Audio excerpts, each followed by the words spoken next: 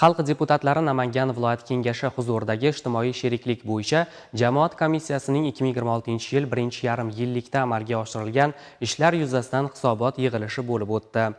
Namangan viloyati Nuroniylar markazida tashkil etilgan yig'ilishda xalq deputatlari viloyat kengashi huzuridagi ijtimoiy sheriklik bo'yicha jamoat komissiyasi a'zolari, Oliy Majlis huzuridagi jamoat fondining Namangan viloyati bo'linmasi va mahalliy byudjetdan subsidiya oluvchi tashkilotlar vakillari ishtirok etdilar. Hisobot yig'ilishini komissiya raisi, Nuroniy jamg'armasi viloyat bo'limi raisi senator Ikromxon Najmiddinov olib bordi. Tadbir davomida joriy yilning birinchi yarim yilligida ijtimoiy sheriklik sohasida amalga oshirilgan ishlar atroflicha tahlil qilinib, erishilgan natijalar bilan bir qatorda mavjud muammo va kamchiliklar ham tahlil qilindi. Shuningdek, Oliy Majlis huzuridagi jamoat fondining Namangan viloyati bo'linmasi tomonidan amalga oshirilgan ishlar yuzasidan hisobot taqdim etildi. Unda davlat grantlari va subsidiyalari hisobidan aholining ijtimoiy faolligini oshirish, nodavlat notijorat tashkilotlari tomonidan qo'llab-quvvatlash va ijtimoiy ahamiyatga ega loyihalarni moliyalashtirish borasidagi ishlar xususida ma'lumot berildi. Jamoat fondining Namangan viloyati bo'linmasi tomonidan 2026-yilda aholining ehtiyojmand qatlamlarini qo'llab-quvvatlash va fuqarolik jamiyati institutlari faoliyatini rag'batlantirish maqsadida respublika byudjetidan jami 1 milliard so'm, mahalliy byudjetdan esa 180 million so'm mablag' davlat grantlari ko'rinishida ajratilib, ijtimoiy ahamiyatga ega loyihalarni amalga oshirishga sarflandi. Ushbu hisobotlarni eshitish jarayonida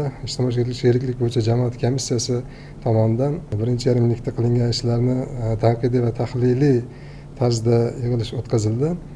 Subsidiya olish tashkilotlarining birinchi yarimlikda qilingan ishlari bo'yicha erishilgan yutuqlari hamda qilgan kamchiliklari, yo'l qo'yilgan kamchiliklarni keyingi yarim yillikda bartaraf etish bo'yicha asosiy amaliy ko'rsatmalar berib o'tildi. Bunda o'sha tashkilotga a'zolarni tashkilot nizomiga asosan hujjatlarni shakllantirish va ish rejada belgilangan ishlarni belgilangan tartibda amalga oshirish bo'yicha ustuvor vazifalar belgilab berildi. Yig'ilishda mahalliy byudjetdan subsidiya oluvchi O'zbekiston nogironlar jamiyati, O'zbekiston nogironlar assotsiatsiyasi, O'zbekiston ko'zi ojizlar jamiyati hamda kasb uyushmalari jamiyatlarining birinchi yarim yillikda amalga oshirilgan ishlari bo'yicha hisobotlar ham eshitildi. O'zbekiston nogironlar assotsiatsiyasi o'ziga qo'ygan 2026-yilgi ish rejasiga ko'ra bir qancha ishlar amalga oshirildi.